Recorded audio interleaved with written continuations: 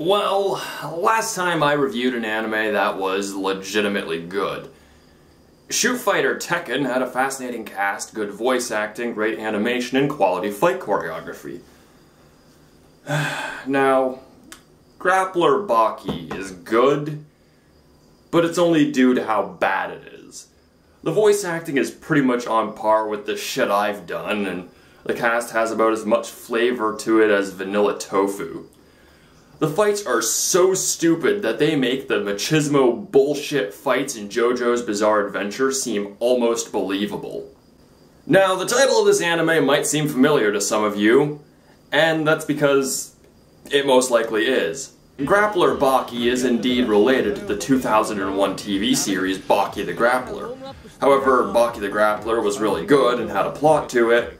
Grappler Baki, on the other hand, has a bunch of fights that happen, and that's it. Oh, how I wish I could be talking about Baki the Grappler right now. We open up the movie with a really well-animated fight scene between Baki Hanma and... We open up the movie with a really well-animated fight scene between protagonist Baki Hanma and some dude who kinda looks like someone from Gundam. Baki wins, and we then cut to the coach of the Shinshinkai karate team grilling them over getting their asses handed to them by a white belt. The team's star fighter, however, Suedo, no, not Suezo, I thought that was his name at first too, isn't too impressed with Mr. Hanma's performance and vows to be the one to beat him. Of course not before he can spew out the strangest line in the whole movie. I think I'll have him for dinner. What, like, I've heard the term, they'll eat you alive, but I have the feeling that he's being literal when he says he's going to have Baki for dinner. We then finally get the first look at our hero, Baki Hanma, who is scarfing down some bananas. Hi, Mr. Kong? I know what happened to your banana hoard. No, it wasn't the crocodiles on the pirate ship. No, you see, there's this Japanese cartoon, and the main character, he's the guy who stole your... He hung up. Meanwhile, outside, Mr. Clean is about to give a martial arts demonstration. In front of the thick cement pipe. What? He's going into the pipe. Sorry, I'm sorry, it's just... You know you're scraping the bottom of the voice acting barrel when Eric Stewart is the best actor in your whole show. So, Mr. Clean shows off his magical kung fu powers, and afterwards we get some nightmare fuel. Yes? Jesus, whole grain toasted rye! Dude, use a fucking laxative! The start of Baki and Suedo's duel has Baki dislocating Suedo's shoulder. What's this? A creepy dude with fish lips? I mean, fuck, Kid Muscle's lips ain't got shit on that pair of smackers. Suedo throws a flurry of punches, which Baki has no issue evading. Finally, Suedo breaks his hand on Baki's face, allowing Baki to finish him off. But one thing bothers me. This is a karate fight, and in full contact karate, strikes to the face are illegal. So why the hell did the ref not give Suedo a warning for the punch to Baki's face? Or give Baki a warning for that kick to Suedo's? He kicked Suedo in the head twice. Someone should have been disqualified for that shit. And you know what? Be thankful they left a lot of the stupid crap from the comic out of the animated adaptation. Yeah, this was actually stupider than it already is. I shit you not. Baki talks about how his teeth give him an advantage, and on how his trips to the dentist make him tougher than Suedo. No, I'm not making that up. That is seriously something he said. Baki knocks Suedo out with a roundhouse kick after somehow slowing down time, and Mr. Clean threatens Baki, and we then cut to Baki's landlady and girlfriend, at least that's who I assume they are. They aren't clear on who they are, and they only ever appear in this one scene. I had to look it up on Wikipedia who they were. Also, Baki's girlfriend, let's just call her Amy Rose for now, has quite possibly the laziest voice actress ever. Oh, it's perfect. Even though I tell him he should be there. He's a busy boy, that Baki. What's he trying to prove? Training so hard. every single day. Did you ask him? Uh-huh.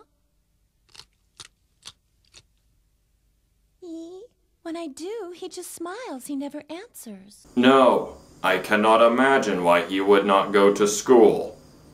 Actually, in Baki's defense, training is a lot more fun than work or school. I've cut class and work plenty of times in favor of the gym.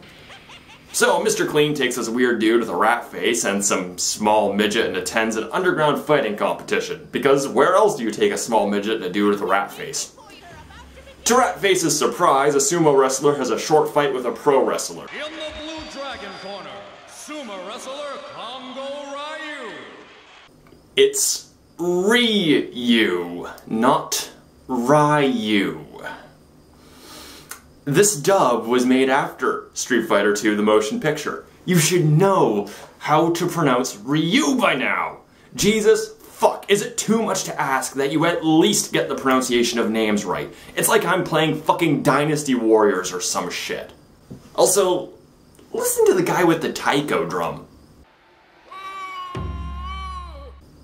Wait a second. I finally have a reason to use that Shaun of the Dead clip I was saving up. Ratface is pretty confused by the idea of no-holds-barred fighting, and Mr. Clean explains the lack of rules by grabbing Ratface's dick and biting his forehead.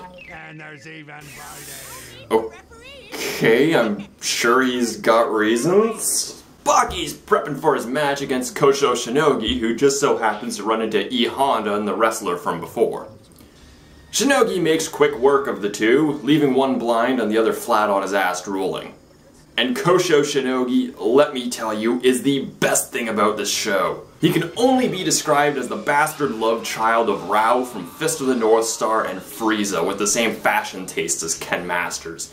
He also has this badass ability of severing someone's nerves with just his fingers. Yeah, he doesn't press your pressure points, he rips them the fuck out. And he demonstrates his skills perfectly with the two wrestlers.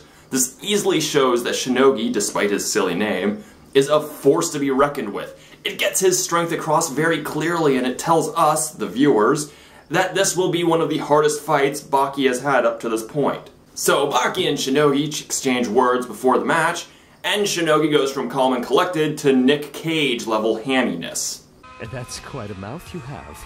All the more reason to rip your cords out! Who the hell is that? Well, Shinogi is voiced by Stan Hart. I've never heard of him, but from what I heard, Stan Hart is an alias used by Stuart Zagnut, the voice of Professor Oak in the first 9 seasons of Pokemon. So, Baki and Shinogi throw down, with Shinogi cutting open Baki's foot at the start of the fight, and Baki counters Shinogi's next attack, and Jesus Christ, the fuck is with this kid?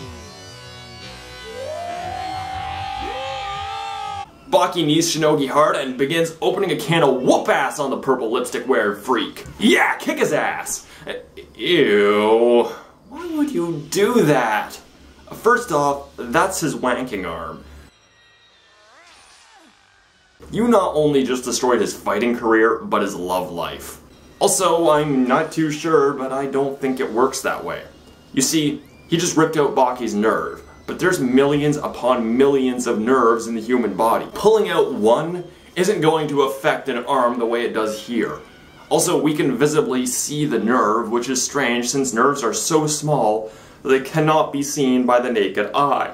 I mean, it would hurt, yeah, but it's not like Baki would be unable to use his arm due to it.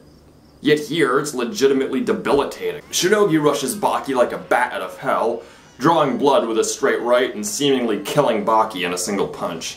But Baki wakes up and kicks a drag queen in the face like a champ. Baki tells Shinogi how it is, but Shinogi knows that without his right arm, Baki is at a severe disadvantage. The two continue their clash, with Baki not using his right arm during the whole little skirmish.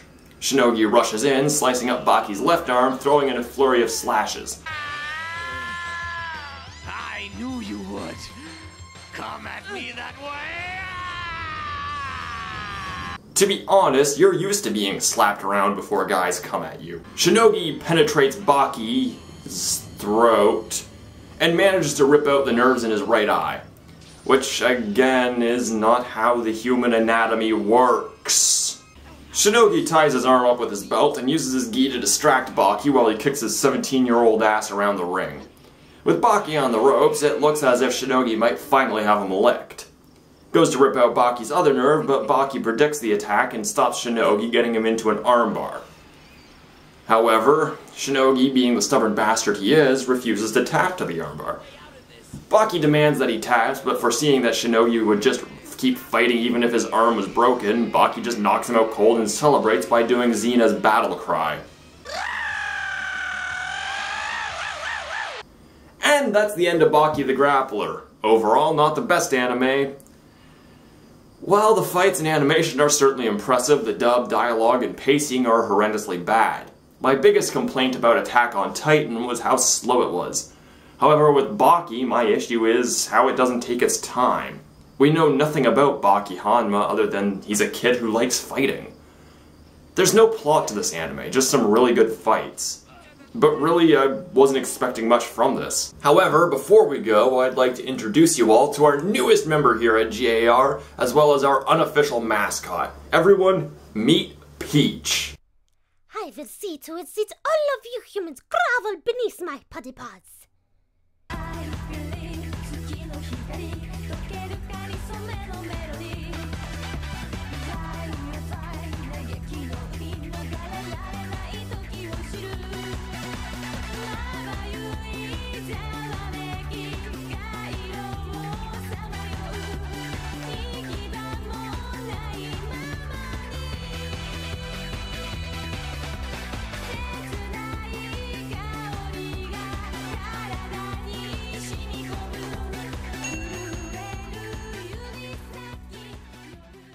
We open up the movie with a really well-animated fight between protagonist.